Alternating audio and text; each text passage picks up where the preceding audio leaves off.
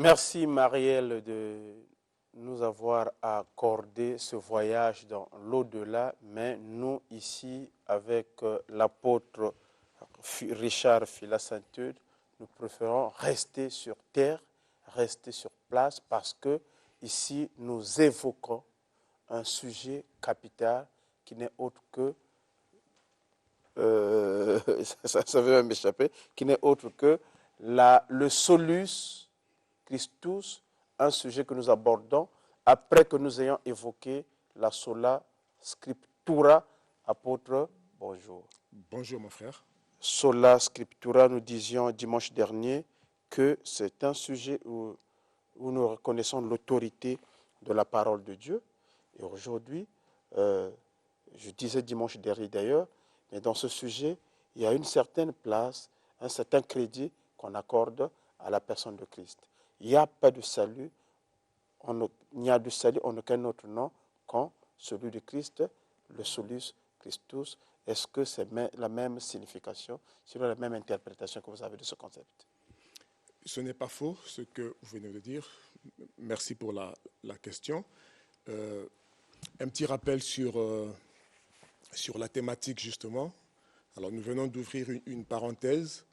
Nous avons pris, comme vous l'avez rappelé le dimanche dernier, la sola scriptura qui nous ramène à la parole de Dieu aux saintes Écritures, qui a pour but et objet principal la révélation de Christ ou de l'amour de Dieu, du salut de Dieu pour l'humanité au travers de Jésus-Christ seul. Donc, si la parole de Dieu fait autorité pour l'Église, pour les chrétiens en matière de conduite ou d'éthique, en matière de doctrine, de pratique, etc., elle a pour centre, pour le sujet principal, la personne, l'œuvre, la puissance, la supériorité par-dessus tout de Jésus-Christ. C'est pourquoi, tout de suite après,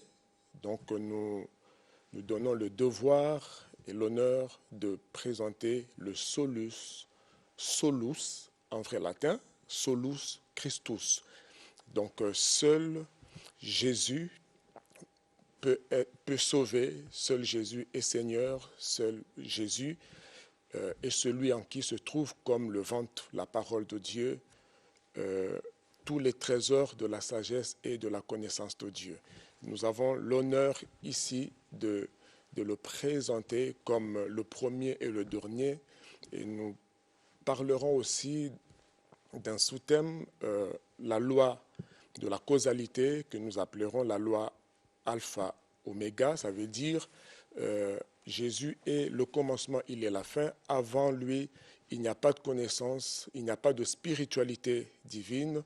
Et après lui, il n'y a ni salut, ni bonheur, ni un autre sauveur, ni un autre nom. Il est le premier, le dernier, le commencement et la fin. Tout ce qui se fait en dehors de Jésus-Christ ne relève que des ténèbres. Donc, dans le cadre de la thématique, nous rappelons que nous avons ouvert une parenthèse sur les 5 piliers qui ont fait le fondement même du protestantisme ou de la réforme de l'Église. Nous avons cité donc avec Martin Luther, Jean Calvin, Ulrich Zwingli, tout comme Jérôme Savonarole, un peu partout dans le monde. Donc nous voulons nous inspirer de ces 5 piliers historiques dans l'histoire justement de l'Église. Et nous pensons qu'un enseignement ou une synthèse sur ces 4 piliers peut aider plusieurs personnes, autant l'Église que d'autres. Donc nous avons là, ce matin, l'honneur de présenter Christ comme le sujet principal de la parole de Dieu. Christ est le centre de l'humanité. Christ est au cœur de toute la Bible, de tout le message, parce que c'est un message christocentrique, mais dans le milieu de l'Église, dans le milieu évangélique, nous ne le considérons pas de la même manière. D'aucuns disent qu'il est le Fils de Dieu, point barre. D'autres disent qu'il est Dieu, c'est vrai. Vous, vous êtes du côté de ceux qui pensent qu'il est le Fils de Dieu, qu'il est Dieu et que c'est un metteur en scène parce qu'il a quitté, il est venu présenter un message. En ce moment-là, tous ceux, moi je vois des versets bibliques qui pensent qu'il n'est que le Fils. Vous dites quoi, homme de Dieu? Bon, je respecte naturellement le point de vue de chaque personne. Certains peuvent le voir sous un certain angle donné. D'ailleurs, lui-même, quand il est venu, il n'est pas venu démontrer qu'il était Dieu. Il a caché sa divinité dans son humanité. C'était pour nous donner un enseignement, comme Paul dit aux Philippiens, il n'a pas regardé d'être égal à Dieu, donc d'être égal à Dieu, d'être Dieu lui-même. Il n'a pas regardé à cela. Alors pour venir nous enseigner l'humilité ici sur terre, lui qui est Dieu, donc égal Dieu, est venu comme un simple homme. Il est venu montrer l'humilité, l'amour sacrificiel, etc. Donc en réalité, Christ est fils de Dieu. J'ai apprécié ce que vous avez présenté comme qualificatif, metteur en scène. Nous l'avons dit en passant ici. Il est le maître, le metteur en scène de tout ce plan du salut entre Genèse et Apocalypse. C'est lui-même qui est en scène. Il a programmé que plus tard, dans le cours, dans la longueur de l'histoire, il viendra lui-même. Et il a eu un monologue au ciel. On est habitué à ça en lisant la Bible. Dieu se parle à lui-même depuis la création. Il a eu son monologue au ciel et il a décidé. Il se parlait à lui-même. Il a décidé, tu m'as formé un corps et je viens sur la terre faire ta volonté. Alors, nous avons lu ce monologue. Il n'a choisi ni sacrifice, ni offrande. Exactement, voilà, tu m'as formé un corps.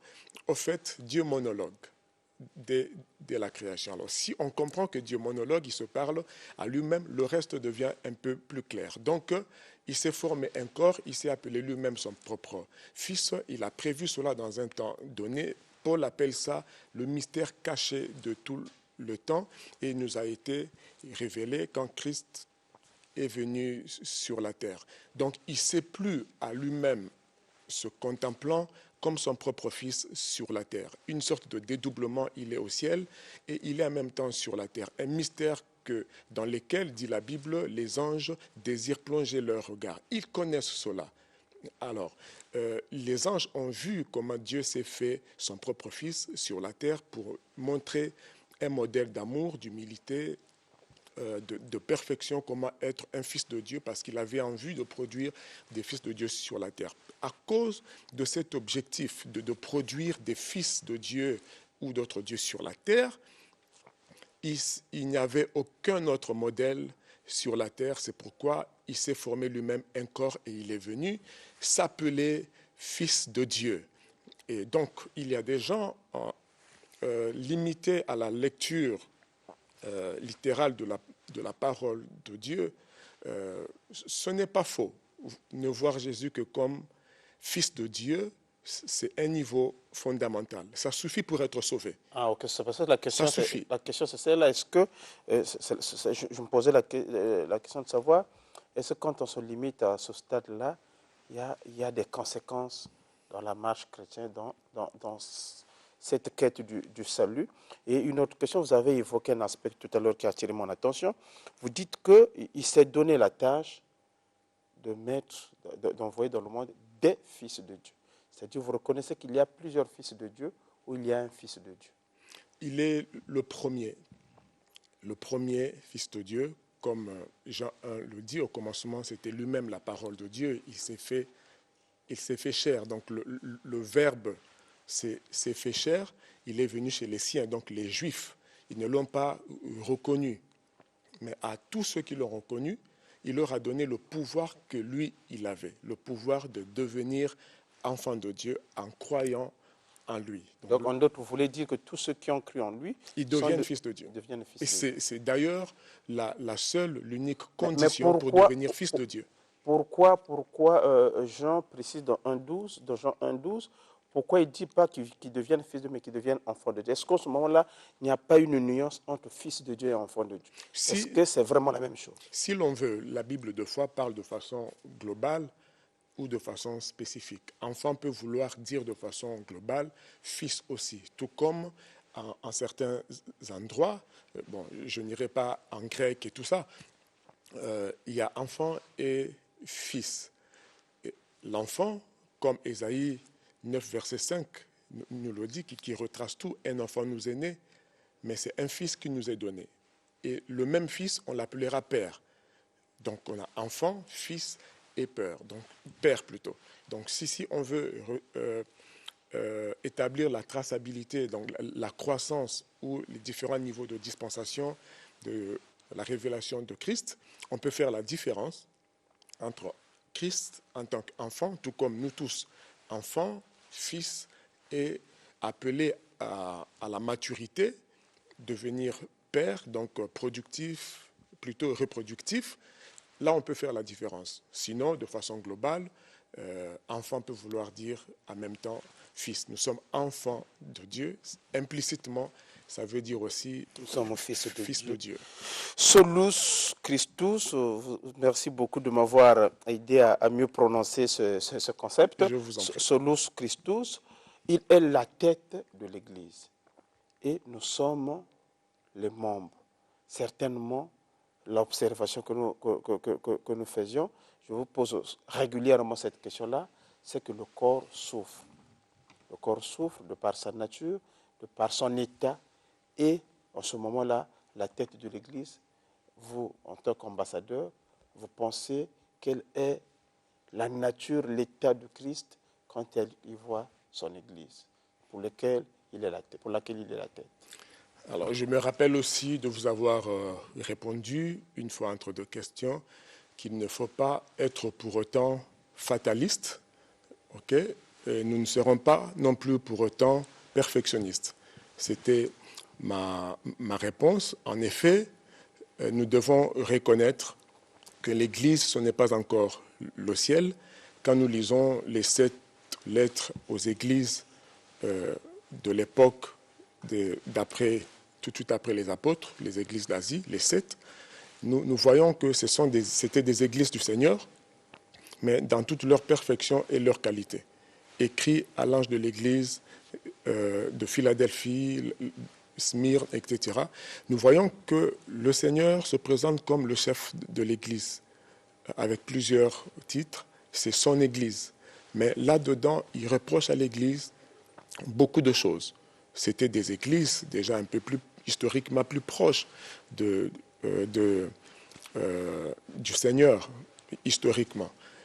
Mais donc, elles ont eu des expériences un peu plus profondes que nous, mais ça ne leur a pas empêché d'avoir quand même certains défauts ou beaucoup de défauts, mais ça n'a pas annulé leur identité. Le Seigneur écrit à l'Église de Laodicée, malgré ses défauts, et il signe comme le chef de l'Église, celui qui est, etc. Donc aujourd'hui, ce ne sont pas les défauts de l'Église aujourd'hui qui remettront en doute son identité. Merci beaucoup, apôtre, pour cette précision. Je reviens un peu encore sur le sujet. Il est la tête, c'est le patron de l'Église. Vous avez dit qu'il est le premier-né et nous sommes les suivants, les cadets, les successeurs. Est-ce qu'en ce moment-là, sommes-nous aussi des Christ ou juste des fils? Est-ce qu'on peut dire que finalement, Christ, c'est un état ou c'est carrément la personne, c'est une incarnation en tout et pour tout de la personne de Dieu en Jésus? Non. En un mot, comme dit Paul, Christ est notre vie. Christ est notre vie. Nous n'allons pas nous contenter de prêcher Christ, mais il est question de vivre Christ. Parce que la parole doit se faire chair en nous. S'il a pris corps, c'est pour nous donner un modèle de vie. Et il attend de nous, justement, que nous soyons Christ, nous soyons nous vivions sa vie. Parce que la parole de Dieu, comme il disait lui-même dans Jean 6, verset 63, les paroles que je vous ai prêchées, enseignées sont esprit et vie. Donc, il attend que ces paroles, non seulement nous donnent la vie, mais vivifient d'autres personnes. Donc, elles sont esprit et vie dans le sens où, avant même de vivifier, elles doivent être vécues. Donc, le secret, justement, dans la communication spirituelle, dans la transmission de la vie Zoé, la vie de Dieu, il y a la dimension empirique, la dimension du vécu, de l'expérience de la parole de Dieu en soi-même, avant même qu'elle touche d'autres personnes. Donc, avant que la parole de Dieu soit vivifiante, impacte d'autres personnes, elle doit être vécue. C'est ça la dimension esprit et vie. Donc, nous ne devons pas seulement prêcher Christ, avoir Christ, mais nous devons vivre Christ. Donc, dans ce sens, je peux dire que nous devons être des Christ. Cela a prévalu aux premiers chrétiens, le sobriquet, aux premiers disciples, je veux dire, le sobriquet du chrétien. Le sobriquet, le surnom de chrétien, parce qu'ils vivaient Christ, ils manifestaient la vie de Dieu. Et je crois que c'est le plus important. J'ai, en passant plus d'une fois ici, parlé de la pédagogie divine, dont le socle est dans la dimension empirique, expérimentale, la dimension pratique. Vous êtes heureux si vous savez ces choses, mais pourvu que vous les pratiquiez. C'est là que je peux rejoindre votre observation sur l'Église, très peu pratique. C'est pour cette raison qu'il n'y a pas de transformation de vie, parce que dans cette pédagogie divine, les hommes, même de façon universelle, les hommes deviennent beaucoup plus ce qu'ils voient que ce qu'ils entendent. Mais Paul présente sa façon de communiquer, sa pédagogie aussi, en déclarant dans Philippiens 4, verset 9, « Ce que vous avez entendu, reçu de moi, et ce que vous avez vu en moi, pratiquez-le, et le Dieu de paix sera avec vous. » Alors, lorsque nous enseignons, nous ne pratiquons pas. On dit la parole de Dieu, mais on ne l'est pas. Donc les gens ne voient pas la parole faite chair, l'amour fait chair, l'humilité faite chair, okay? La fidélité faite chair, la puissance aussi faite chair. Quand les gens ne voient pas, ils ne deviendront pas du tout.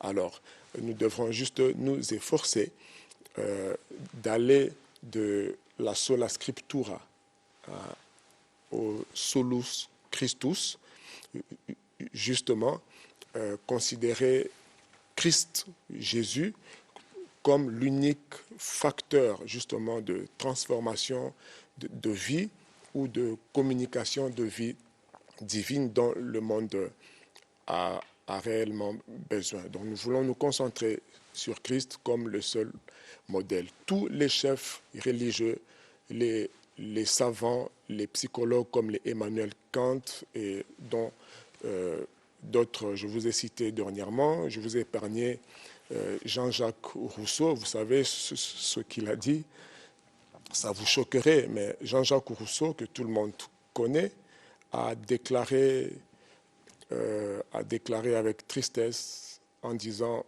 combien sont méprisables, combien sont misérables les paroles de nos philosophes avec toutes leurs contradictions comparées aux saintes Écritures. Alors, qui peut dire mieux en tant que penseur, philosophe, etc., que Jean-Jacques Rousseau, Emmanuel Kant, René Descartes, tout comme le président George Washington, dont on a donné une citation le dimanche dernier. Il a déclaré en son temps qu'on ne peut pas gouverner ce monde avec droiture sans Dieu et la Bible. Qui peut prétendre être et faire mieux que George Washington? Donc nous sommes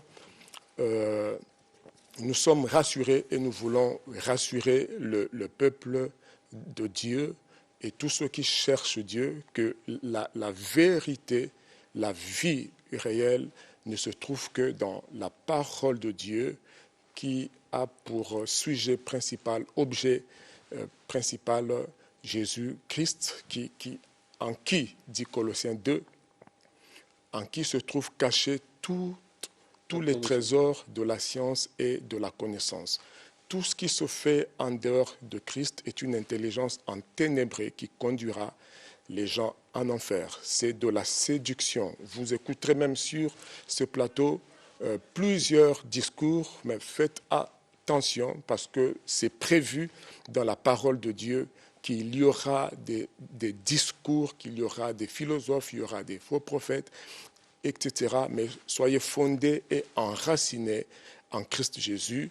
Avant lui, il n'y a pas de sagesse et en dehors de lui, il n'y en aura pas parce qu'il est le premier et le dernier, surtout en matière du salut pour lequel il est venu dans le monde. Alors nous sommes fiers et honorés d'annoncer ici que vous avez besoin du salut parce qu'après la mort vient le jugement, que personne ne vous trompe. Il n'y aura pas une autre vie à expérimenter, à vivre après la mort. Le diable a créé des doctrines, des démons, comme dit la Bible, pour faire croire aux gens que vous aurez une autre espérance, purgatoire ici, réincarnation à côté. Je suis désolé avec tout le respect que je dois à toute personne dans la liberté de croyance et d'expression, mais j'ai aussi le devoir de dire ce que je sais être vrai. Après la mort, dit la Bible dans Hébreux 10, 25, tout ce qui nous reste, c'est l'attente du jugement suivant ce que nous aurons fait ici sur terre. Christ est venu sur terre sauver toute personne ici de nos péchés et ce n'est pas en vain qu'il l'a fait, ce n'est pas une histoire.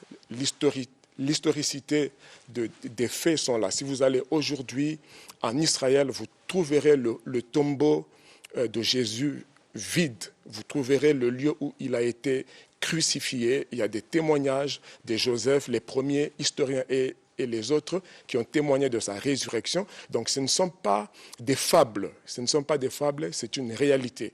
Donc il faut laisser que Christ nous éclaire. En réalité, le problème du monde, c'est le péché. Beaucoup de gens se cachent dans des doctrines, mais ils sont obscurcis, ils sont maintenus captifs du péché. Et la force de Satan, la force du diable se trouve dans le péché. Quoi qu'il en soit, Christ est venu nous sauver du péché, apporter le pardon de Dieu. J'entends par péché ici, ce n'est pas seulement l'adultère, bien que c'est l'un des péchés les plus dangereux, la fornication, l'impudicité, mais il y a la magie, c'est un péché devant le Dieu créateur, l'idolâtrie sous toutes ses formes, meurtre, voleur et tout ce que nous connaissons comme péché, c'est cela qui a donné de la force à Satan. Et Jésus est venu comme l'agneau de Dieu pour ôter le péché. Peu importe ce que tu as fait dans ta vie, nous avons ici l'honneur de vous annoncer que le pardon se trouve auprès de Dieu et par la foi en Jésus. Et cette parole est encore valable. Donc c'est la raison d'être de toute la Bible, donc la parole de Dieu, qui doit être concentrée sur Jésus-Christ. Amen. Merci beaucoup. Je ne peux que dire Amen à tout ce que l'apôtre vient de dire. Une fois de plus, merci. Nous parlions avec l'apôtre donc de la place de Christ dans la parole de Dieu. Il est au cœur de tout. C'est par lui qu'on peut être sauvé. C'est lui qui peut nous aider à ne plus vivre dans le péché. La rémission des péchés, c'est par lui que nous l'obtenons. Il n'y a pas autre chose sinon que reconnaissez Christ, acceptez Christ comme Seigneur et Sauveur afin que vous soyez sauvés. Merci une fois de plus l'apôtre. Le numéro de téléphone, on peut l'avoir. 06 903 51 14. 06 903 51 14. Ok, merci beaucoup apôtre. Et tout à l'heure, vous allez suivre le face-à-face. Le face-à-face avec le docteur Renaud Boris Mbota et un serviteur de Yahweh et M. Duchel Kinouani de la puissance spirituelle du Verbe autour du thème l'acte sexuel, la religion et la spiritualité. Qu'est-ce qu'ils en pensent? Merci une fois de plus à Direl Kekolo qui a bien nous faire honneur en tant que Studio 210, gestionnaire de Studio 210 A dans Wesso. Studio 210 continue, c'est la fin de questions-réponses.